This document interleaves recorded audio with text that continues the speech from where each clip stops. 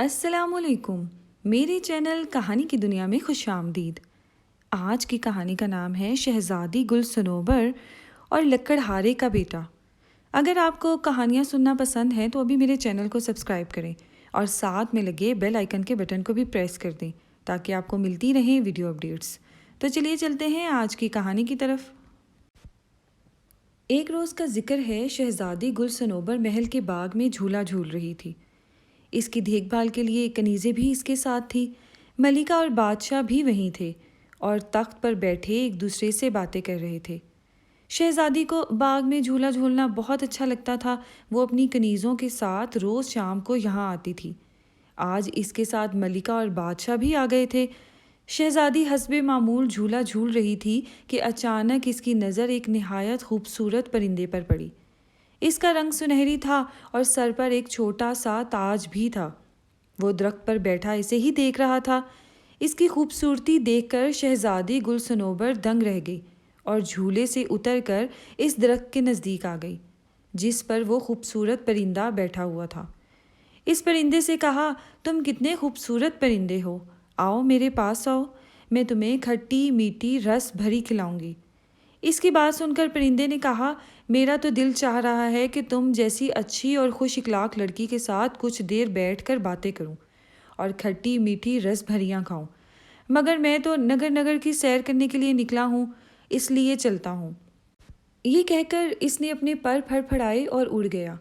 شہزادی صنوبر کو بہت حیرت ہوئی کہ وہ خوبصورت پرندہ انسانوں کی طرح باتیں کرتا ہے۔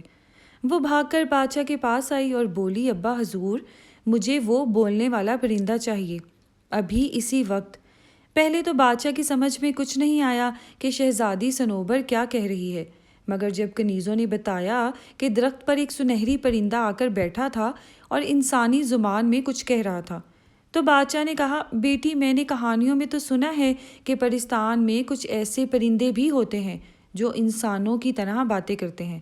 وہ پرندہ پرستان سے ہی آیا ہوگا، ہو سکتا ہے وہ کل پھر آئے۔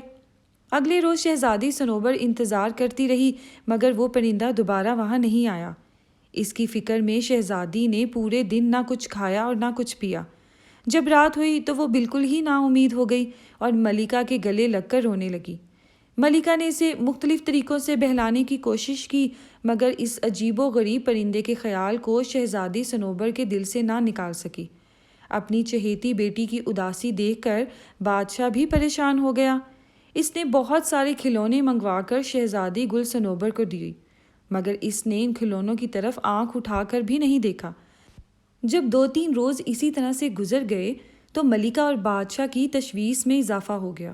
شہزادی گل صنوبر ان چند روزوں میں ہی نہایت کمزور ہو گئی تھی۔ انہیں یہ ڈر تھا کہ وہ کہیں بیمار نہ پڑ جائے۔ بادشاہ کے ذہن میں یہ خیال آیا۔ اس نے سوچا کہ وہ شہزادی کے ساتھ پرستان جا کر اس پرندے کو تلاش کر کے اپنے ساتھ لائے تاکہ اسے پا کر وہ خوش ہو جائے۔ یہ بات اس نے جب ملکہ کو بتائی تو وہ بولی، اگر آپ اس سفر پر روانہ ہوئے تو حکومت کون چلائے گا؟ اس پرندے کو تلاش کرتے کرتے نہ جانے کتنے دن لگ جائیں۔ اس دوران رعایا کی خبر گیری کون کرے گا؟ آپ ایسا کریں کہ یہ اعلان کروا دیں کہ جو بھی پرستان سے اس عجیب و غریب پرندے کو لے کر آئے گا اسے بہت سی اشرفیاں انعام میں دی جائیں گی۔ بادشاہ کو ملکہ کی یہ تجویز پسند آئی اور اس نے یہ اعلان کروا دیا۔ انعام کا سن کر بہت سے لوگ قسمت آزمانے کے لیے نکل کھڑے ہوئے۔ پرستان بہت دور تھا اور اس کا راستہ بھی خطرناک تھا۔ راستے میں بہت سے پہاڑ تھے، دریا تھے، جنگل تھے اور جنگلوں میں خونخوار درندے تھے۔ بہت سے لوگ اونچے اونچے پہاڑوں پر نہ چڑھ سکے، بعض دریا کو عبور نہ کر سکے، کچھ لوگ جنگل میں درندوں کو دیکھ کر ہمت ہار بیٹھے۔ غرض یہ کہ کوئی بھی پرستان سے اس پرندے کو نہ لے کر آ سکا۔ ایک روز 2 نوجوان بادشاہ سے ملنے محل آئے اور بادشاہ سے پرستان جانے کی اجازت طلب کی تاکہ وہاں سے اس پرندے کو ڈھونڈ کر لا سکیں۔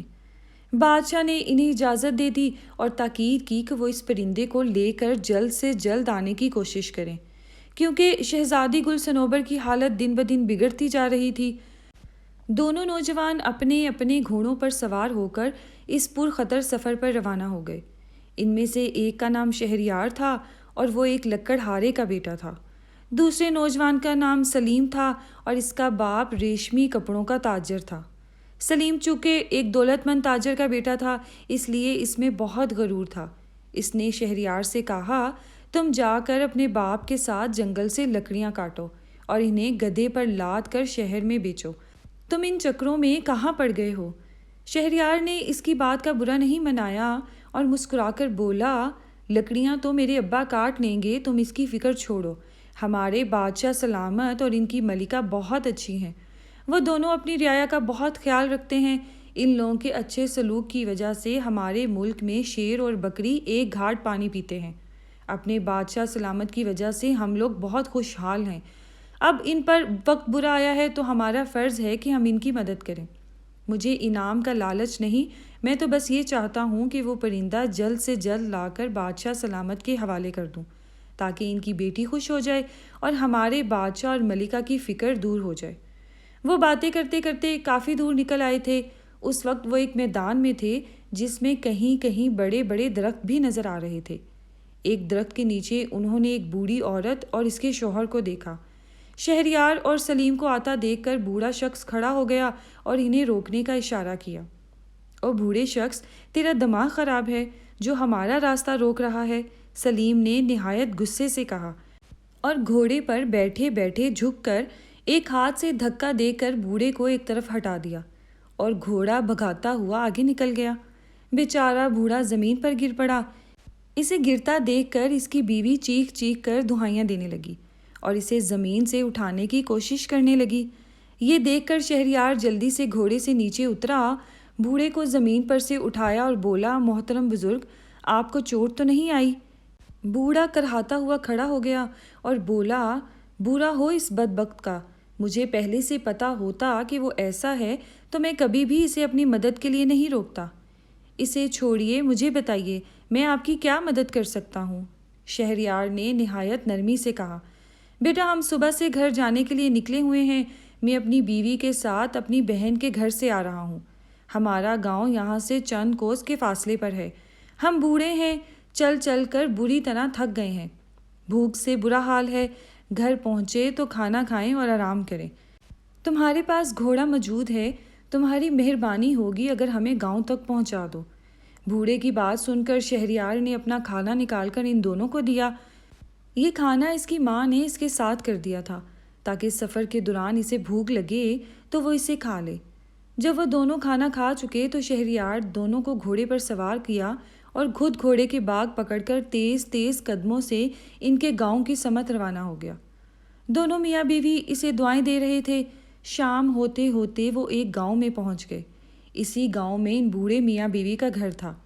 گھر پہنچ کر بوڑھے اور اس کی بیوی نے بڑے اصرار سے شہریار کو اس بات پر آمادہ کر لیا کہ وہ اگلے روز تک ان کے گھر ہی ٹھہرے، کیونکہ رات سر پر تھی اور رات کا سفر یوں بھی مناسب نہیں ہوتا۔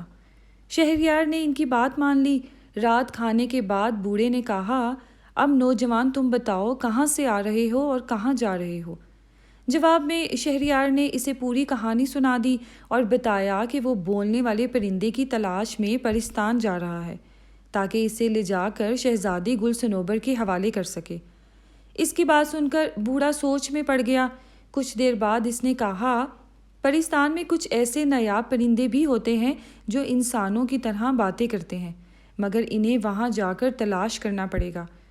پرستان جانے کے دو راستے ہیں، ایک راستے پر خطرات بہت ہیں اور اس کا راستہ بھی بہت طویل ہے، دوسرا راستہ قریب کا راستہ ہے، اگر گھوڑا تیز رفتار ہو تو 1 گھنٹے میں وہاں پہنچا جا سکتا ہے۔ اس راستے پر کوئی خطرہ بھی نہیں ہے۔ اگلے روز شہریار صبح سویرے بیدار ہو گیا۔ بوڑھے نے اسے پرستان کا راستہ اچھی طرح سے سمجھا دیا تھا۔ وہ روانہ ہونے لگا تو بوڑھے نے اپنے گھر کے پچھلے حصے میں لگے درختوں سے بہت سارے امرود توڑ کر اسے دے دیے اور بولا، پرستان کے پرندے امرود بہت شوق سے کھاتے ہیں، یہ پھل پرستان میں نہیں ہوتا، اسی لیے ان کی تلاش میں وہ انسانوں کی دنیا میں آ جاتے ہیں۔ تم یہ امرود اپنے پاس رکھو، مجھے یقین ہے کہ ان کی خوشبو وہاں کے پرندے کو تمہاری طرف متوجہ کر دے گی۔ ہو سکتا ہے ان میں کوئی ایسا پرندہ بھی ہو جو انسانوں کی طرح باتیں کرتا ہو۔ شہریار نے امرود لے کر ان کا شکریہ ادا کیا اور گھوڑے پر سوار ہو کر وہاں سے روانہ ہو گیا۔ جس راستے پر اس کا گھوڑا دوڑ رہا تھا وہ بہت صاف ستھرا اور ہموار تھا۔ کہیں کہیں پھولوں کے پودے بھی نظر آ رہے تھے۔ وہ بہت جلد پرستان پہنچ گیا تھا۔ وہ پرستان میں داخل ہوا تو چاروں طرف بہت چہل پہل نظر آ رہی تھی۔ حسین و جمیل پریاں خوبصورت اور رنگ برنگی لباس پہنے ادھر سے ادھر اڑتی پھر رہی تھی۔ پریزاد بازاروں میں گھوم پھر رہے تھے اور مختلف اشیاء کی خریداری میں مصروف تھے۔ شہریار نے ایک میدان کے چاروں طرف سے بہت ساری پریزادوں کا جمگھٹا دیکھا۔ وہ قریب گیا تو پتہ چلا کہ وہاں 2 دیو کی کشتی ہو رہی ہے اور یہ سب ان دیو کی کشتی دیکھنے کے لیے جمع تھے۔ اس کا بھی دل چاہا کہ دیو کی کشتی دیکھے، مگر اس نے وقت ضائع کرنا مناسب نہ سمجھا اور بولتے پرندے کی تلاش میں چل پڑا۔ اس کی نظریں درختوں پر لگی ہوئی تھی تاکہ اسے پرندے نظر آ جائیں۔ چلتے چلتے وہ ایک باغ میں پہنچا۔ وہاں پر بہت سارے چھوٹے بڑے نہایت خوبصورت پرندے فضا میں اڑتے پھر رہے تھے۔ وہ سب اپنی سریلی آوازوں میں چہچہا رہے تھے، مگر ان میں سے کوئی بھی ایسا نہیں تھا جو انسانی زبان میں باتیں کر رہا ہو۔ شہریار کو مایوسی تو ہوئی، مگر اس نے ہمت نہیں ہاری۔ اس نے گھاس پر بیٹھ کر کچھ امرود کی کاشیں اپنے سامنے ایک کپڑا بچھا کر رکھ دیں۔ امرودوں کی خوشبو سے جتنے بھی پرندے تھے وہاں آ گئے اور اپنی ننھی ننھی چونچوں سے انہیں کھانے لگے۔ اور بھی پرندوں کا کیا حال ہے؟ اس نے کہا، مگر کسی نے بھی اس کی بات کا جواب نہیں دیا۔ شہریار سمجھ گیا کہ ان پرندوں میں کوئی بھی ایسا نہیں ہے جو انسانوں کی طرح بولتا ہو۔ امرود کی کاشیں ختم ہو گئی تو وہ سب خوشی سے چہچہاتے ہوئے اڑ گئے۔ اچانک ایک سنہرے پروں والا پرندہ فضا سے اڑتا ہوا آیا اور شہریار کے سامنے بیٹھ کر بولا، افسوس مجھے آنے میں دیر ہو گئی، سارے امرود تو ختم ہو گئے۔ شہریار اس سنہری پرندے کو انسانی زبان میں بولتا دیکھ کر خوشی سے باغ باغ ہو گیا۔ اس نے ایک بڑا سا پیلا پیلا نرم گدیلا امرود نکال کر اس پرندے کے سامنے رکھا اور بڑے پیار سے بولا، پیارے پرندے، فکر نہ کرو، میرے پاس اور بھی امرود موجود ہیں۔ یہ سن کر پرندہ پھدکتا ہوا اس کے پاس آ کر بیٹھ گیا اور مزے سے اس کا دیا ہوا امرود کھانے لگا۔ کیا تم میرے ساتھ انسانوں کی دنیا میں چلنا پسند کرو گے؟ آخر شہریار نے اپنے مطلب کی بات کہہ ہی دی۔ کیوں نہیں؟ پرندے نے جلدی سے کہا، مجھے وہاں جانا رہنا بہت اچھا لگتا ہے۔ وہاں امرودوں کے بھی بہت سے باغ ہیں، مجھے امرود کھانا بہت پسند ہے۔ اگر میں تمہارے ساتھ وہاں چلوں تو تم مجھے پنجرے میں تو نہیں رکھو گے؟ مجھے پنجرے میں بند ہو کر رہنا بالکل پسند نہیں ہے۔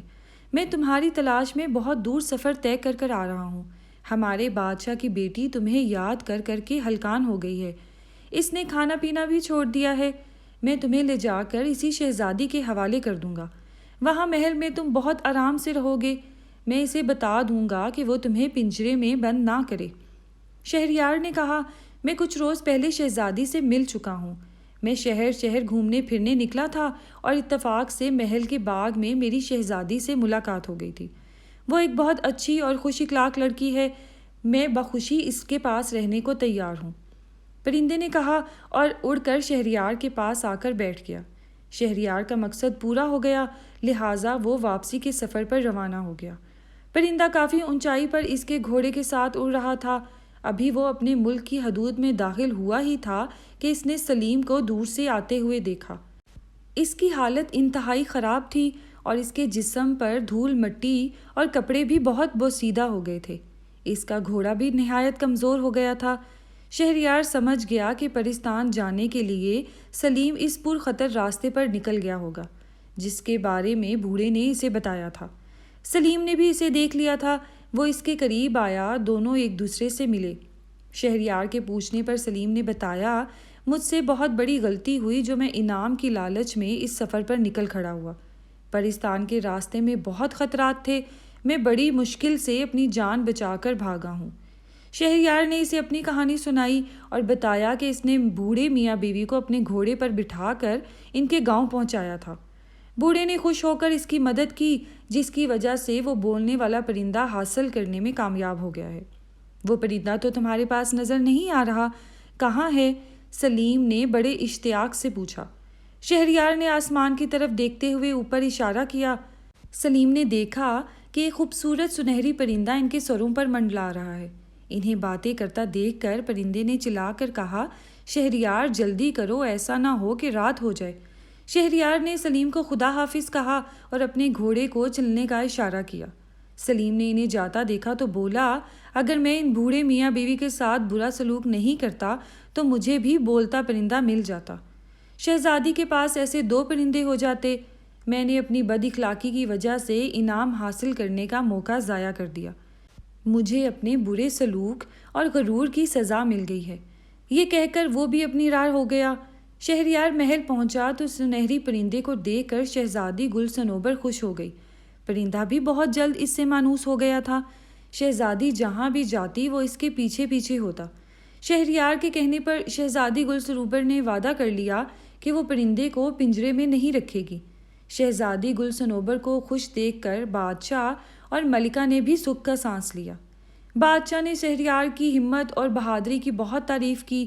رات ہو گئی تھی، اس لیے بادشاہ نے شہریار کو گھر نہیں جانے دیا اور اسے شاہی مہمان خانے میں ٹھہرانے کا حکم دیا۔ اگلے روز حسب وعدہ بادشاہ نے شہریار کو بہت ساری اشرفیاں انعام میں دے دی۔ شہریار نے ان سب کا بہت شکریہ ادا کیا اور اشرفیوں کا تھیلا اپنے گھوڑے پر رکھ کر محل سے رخصت ہونے لگا۔ شہزادی گل صنوبر اپنے سنہری پرندے کے ساتھ اسے خدا حافظ کہنے آئی۔ شہریار محل سے نکلا تو اس کا رخ اپنے گھر کی جانب نہیں تھا۔ وہ بڑی تیزی سے اپنا گھوڑا دوڑاتا ہوا اس بوڑھے کے گاؤں کی جانب جا رہا تھا، جس کی مدد کی وجہ سے وہ بولنے والے پرندہ حاصل کرنے میں کامیاب ہوا تھا۔ وہ ان کے گاؤں میں پہنچا تو بیچارہ بوڑھا بیمار پڑا تھا اور اس کی بیوی اس کی دیکھ بھال میں لگی ہوئی تھی۔ بیماری کی وجہ سے بوڑھا اپنے کام پر بھی نہیں جا سکا۔ ایسے میں شہریار کی دی ہوئی رقم ان کے بہت کام آئی۔ شہریار کو دیکھ کر دونوں میاں بیوی بہت خوش ہوئے۔ شہریار نے اپنی کامیابی کی خبر انہیں سنائی۔ پھر اس نے بادشاہ کے دیے ہوئے انعام میں سے آدھی اشرفیاں بوڑھے کے حوالے کر دی اور بولا، آدھے انعام پر آپ کا بھی حق ہے۔ اگر آپ میری مدد نہ کرتے تو مجھے وہ پرندہ کبھی بھی نہ ملتا۔ اتنی بہت سی اشرفیاں پا کر وہ دونوں خوش ہو گئے اور شہریار کو دعائیں دینے لگے۔ اس کے بعد شہریار اپنے گھر آیا۔ اس نے پوری کہانی اپنے ماں باپ کو سنائی اور بادشاہ سے ملا اور آدھا انعام ان کے حوالے کیا۔ اس کے ماں باپ تو خوشی سے پھولے نہیں سما رہے تھے۔ وہ اس بات پر بھی بہت خوش تھے کہ ان کے بیٹے نے اپنے محسنوں کو فراموش نہیں کیا تھا اور انعام کا آدھا حصہ انہیں بھی دے دیا تھا۔ انعام میں ملی ہوئی اشرفیوں سے شہریار نے اپنا کاروبار کر لیا۔ اس کے باپ نے بھی جنگل سے لکڑیاں کاٹ کر فروخت کرنا چھوڑ دیا اور کاروبار میں اپنے بیٹے کا ہاتھ بٹانے لگا۔ تھوڑے ہی دنوں میں ان کا کاروبار خوب چمک اٹھا۔ یوں ایک لکڑہارے کا بیٹا کمزور انسانوں سے محبت اور ان کی مدد کرنے کے صلے میں اپنے ماں باپ کے ساتھ ایک خوشحال زندگی گزارنے لگا۔